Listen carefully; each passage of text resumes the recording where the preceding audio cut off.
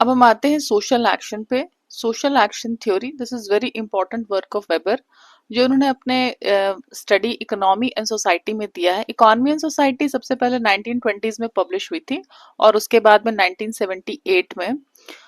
और यहाँ पे वेबर जो है वो सबसे पहले सब्जेक्ट मैटर ऑफ सोशियोलॉजी को बताते हैं according to Weber. So Weber said sociology is a science concerning itself with the interpretive understanding of social action and thereby with a causal explanation of its course and consequences. तो ये जो line है original line है Weber की, of course it has been translated from German to English, but ये original है उनका। और इसमें हमको सब्जेक्ट मैटर ऑफ सोशियोलॉजी पता चलता है, ये बहुत इंपॉर्टेंट है कि interpretive understanding of social action यही है subject matter of sociology. So sociology should do two things. पहला क्या है? To understand meanings, that is the interpretive understanding of social action. और दूसरा दूसरा जो वो बता रहे हैं, causal explanation of its course and consequences, मतलब हमको आउटकम को भी एक्सप्लेन करना है। यहाँ पे ये कॉज इफेक्ट रिलेशनशिप की बात कर रहे हैं। तो पहला हमको समझना है मीनिंग्स फर्स्ट। यहाँ पे interpretive understanding of social action, one has to understand meanings, and दूसरा explain outcomes, cause effect relationship. अब जैसे फॉर एग्जाम्पल अगर आपको स्टडी करना है student suicides, let's say student suicides in Kota, तो we need to understand emotional burnout. Emotional burnout क्यों हो रहा है? वो interpretive understanding of social action. Social action तो हो गया, that is the student suicide in Kota, and you are understanding the interpretive understanding, मतलब कि क्यों हो रहा है, that is the emotional burnout, that is the empathetic understanding. Question के द्वारा आप समझ रहे हैं कि इमोशनल बर्नआउट, और फिर उसको लिंक करना है कॉज इफेक्ट से। तो मान लेते हैं कि आपने स्टडी किया और आपका कॉज इफेक्ट आया कि it is linked to institutional pressures, मतलब कॉजैलिटी। ये एक एग्जाम्पल है। अब इसको हम आगे समझते हैं सोशल एक्शन को। Social action is any action that an individual attaches meaning to. Social action को अब हम समझेंगे, तो ये बहुत इंपॉर्टेंट है, कैरेक्टरिस्टिक है सोशल एक्शन का। सोशल एक्शन, किस एक्शन को हम सोशल एक्शन मानते हैं और कौन से एक्शन जो है वो सोशल एक्शन नहीं कहलाएंगे। All actions are not social actions. तो पहला, an individual attaches meaning to, मतलब कि और दूसरा is oriented towards others behaviour and reactions. Social action is any action that an individual attaches meaning to, and number two, it is oriented towards others behaviour and reactions. So social action must have meaning, ये तो clear हो गया। पहला, इसको meaning होना चाहिए जो individual attach कर रहा है, और दूसरा, it must be directed towards others. अब जैसे कि एक एग्जाम्पल लीजिए कि अगर फार्मर्स का प्रोटेस्ट हो रहा है and somebody makes a reel on it, so a reel made on farmers protest with hashtags and slogans, this is social action. क्योंकि जिसने वो रील बनाई, वो फर्स्ट ऑफ ऑल तो that person is attaching meaning to that action, कि वो उस particular topic पर बना रहे हैं। फिर उन्होंने हैशटैग बनाया और they have published it on the social websites. Now it is oriented towards others behaviour and reaction, because लोग उस पर कमेंट कर रहे हैं, वो उसको वापस से अपना कमेंट्स डाल रहे हैं। So it expresses solidarity, it aspects reactions. तो जो पर्सन ने रील बनाया और उन्होंने उस टॉपिक पे अपने रील को सोशल वेबसाइट पे डाला, now this whole thing is an example of social action because the individual has attached meaning to it and it is oriented towards others behaviour and reactions.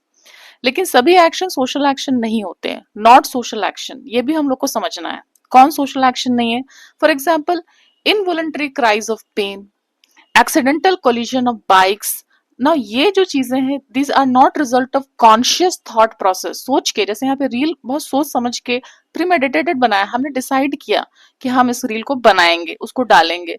लेकिन अगर अचानक से आप चिल्ला दें, अचानक से आप चिल्ला दें, या फिर अचानक से आप रोड पे जा रहे हैं और बाइक एक्सीडेंटल कोलिजन हो जाए, तो these are not result of conscious thought process. So if an action has no intention और social awareness, it is not social action. और जैसे कि एक और एग्जांपल लीजिए कि अगर आपको अचानक से आप बाहर हैं, पब्लिक में हैं और आपको छींक आ जाए, स्नीजिंग, स्नीजिंग इन पब्लिक, ये सोशल एक्शन नहीं, अचानक से हो गया. But choosing to cover your mouth after covid awareness campaign is, ये सोशल एक्शन है, क्योंकि you have chosen to cover your face your mouth during sneezing process after Covid awareness campaign. Because अब आपने इस एक्शन में meaning attach किया और अब आपका बिहेवियर दूसरे के तरफ ओरिएंटेड है, क्योंकि आप चाहते हैं कि आपके इस एक्ट से कोई दूसरा आदमी परेशान नहीं हो, किसी और को कोई दिक्कत नहीं आए. एक और एग्जाम्पल लेते हैं, एग्जाम्पल प्रेइंग अलोन. अगर आप अकेले प्रे कर रहे हैं and this is not oriented towards others, so actions done in isolation without others in mind, actions done in isolation without others in mind may not qualify as social action. मान लीजिए कि मुहर्रम का त्योहार है और आप पब्लिकली जो है बाहर में अपने एक्सप्रेशन, अपने कलेक्टिव मॉर्निंग को एक्सप्रेस कर रहे हैं, तो ये एक सोशल एक्ट है, सोशल एक्शन है. बट अगर आप घर पे प्रे कर रहे हैं तो ये एक सॉलिटरी प्रेयर है, तो यहां पर ये सोशल एक्शन नहीं कहलाएगा अकॉर्डिंग टू वेबर. तो आपने इसको अच्छे से समझ लीजिए कि किसको सोशल एक्शन कहेंगे, किसको सोशल एक्शन नहीं कहेंगे. और ये सब्जेक्ट मैटर सोशियोलॉजी क्या है? It is interpretive understanding of the social action. And दूसरा, आपको इसमें कॉज इफेक्ट रिलेशनशिप को समझना है. अब हम आते हैं टाइप्स ऑफ सोशल एक्शन पे.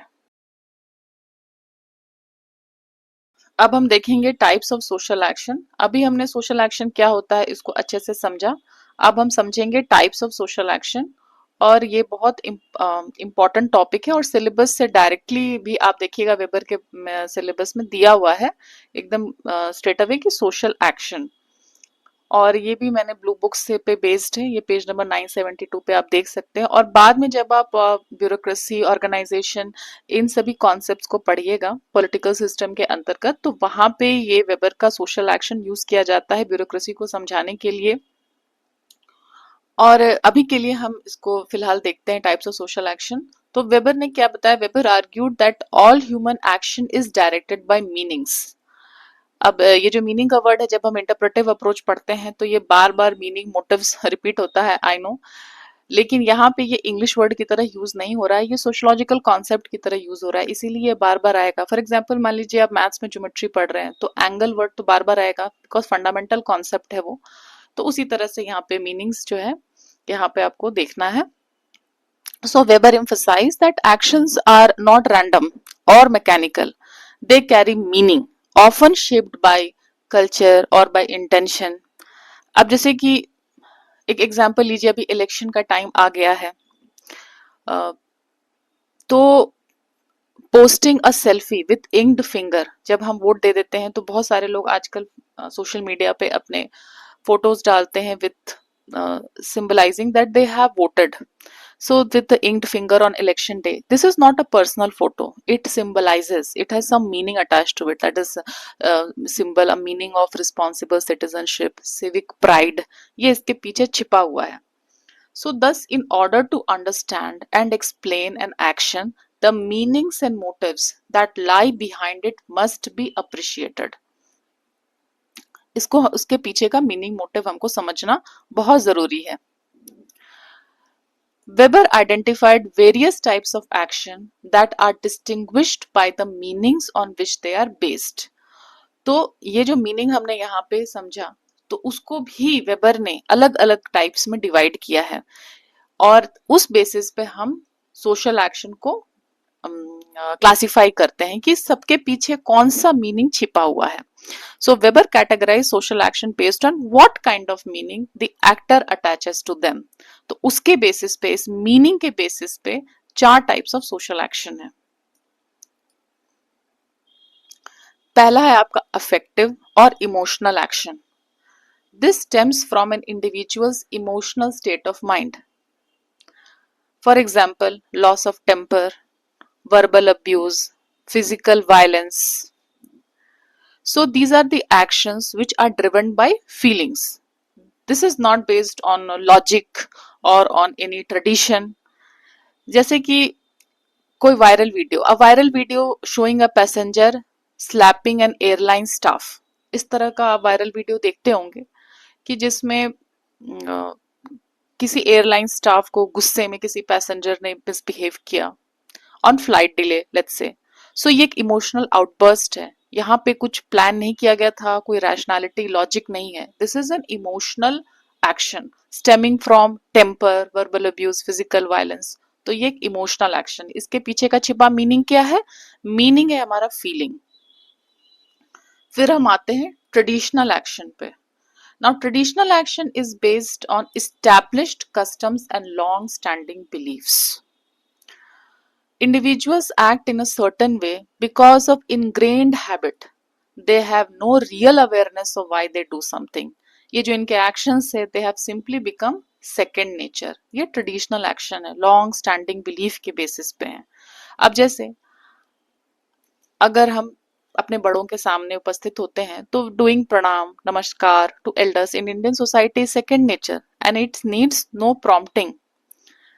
या फिर कई घरों में अभी भी शाम के वक्त में दिया जलाते हैं, तो लाइटिंग अ दिया evening in front of Tulsi plant, ये भी एक रूटीन है जो बहुत सारे घरों की महिलाएं जो है करती हैं। And it is done without questioning, उसमें कोई रीजन नहीं देखा जाता है। एक लॉन्ग स्टैंडिंग बिलीफ है, एक लॉन्ग स्टैंडिंग कस्टम है जिसको किया जाता है और ये उनका सेकेंड नेचर हो जाता है। वो करने के बाद ही फिर दूसरा काम होगा। या फिर सिंपल सा जैसे शाम के वक्त में आपने लाइट ऑन किया, फिर लोग प्रणाम जैसा करते हैं, भगवान को याद करते हैं। तो ये एक लॉन्ग स्टैंडिंग ट्रेडिशनल एक्शन है। ये हमारे लॉन्ग स्टैंडिंग बिलीफ पर बेस्ड है। इसके बाद आता है रैशनल एक्शन। ये रैशनल एक्शन बहुत इंपॉर्टेंट है, सभी इंपॉर्टेंट है बट ये रैशनल एक्शन ज्यादा इंपॉर्टेंट है। सो ये गोल ओरिएंटेड है। It involves clear awareness of goal. अब रैशनल एक्शन में ना एक्चुअली दो टाइप के हैं। एक पहला है ज्वेक रैशनल एक्शन। ज्वेक रैशनल एक्शन ये भी जर्मन वर्ड है। सो इसमें गोल, पहले वाले में इमोशंस था, दूसरे वाले में ट्रेडिशंस था और तीसरे वाले में फाइनली गोल है। सो ज्वेक rational action assessment of various means of attaining goal and selecting the most appropriate one. ये कॉस्ट बेनिफिट लॉजिक पे बेस्ड है। ये कंप्लीटली कैलकुलेटेड एक्शन है, मतलब choosing the most efficient way to achieve a clear goal. जैसे मान लीजिए action of an engineer who is building a bridge. अब इस सिचुएशन में उन्होंने कितने सारे प्लान्स बनाए होंगे, उन्होंने अपने प्रोजेक्ट बनाया होगा और तमाम तरह की तैयारियां की होंगी। तो such actions the actor clearly knows his goals and select specific means to attain these goals. दूसरा एग्जाम्पल, जैसे फॉर एग्जाम्पल यूपीएससी का एग्जाम ही ले लें। यूपीएससी का एग्जाम की तैयारी करते समय जब स्टूडेंट एक प्लान बनाता है कि हम इस तरह से पढ़ेंगे, ये टाइमिंग होगी, इस तरह से हम अपने सिलेबस को कवर करेंगे, ये भी कंप्लीट गोल ओरिएंटेशन पे बेस्ड है। तो ये involves clear awareness of goal और उसको वो असेस करते हैं और बेस्ट जो कोर्स ऑफ पाथ है वो लेने का प्रयास करते हैं। अब आता है चौथा, word rational action. This is also rational action. ये भी एक रैशनल एक्शन है, लेकिन यहाँ पे ये रिलेशन है इसका वैल्यूज के साथ। For example a brave captain, he goes down with his sinking ship. तो his action is also rational, not because it seeks to attain a definite external goal, but because to abandon the sinking ship would be regarded as dishonor। तो यहाँ पे उनका जो rational action है ये values पर based है। तो रैशनल एक्शन के दो हो सकते, दो टाइप्स हैं। ज्वेक रैशनल एक्शन जहाँ पे डायरेक्टली गोल के बारे में बात हो रहा है, कॉस्ट बेनिफिट लॉजिक के बारे में बात हो रहा है, और दूसरा वैल्यूज के बेस्ड में।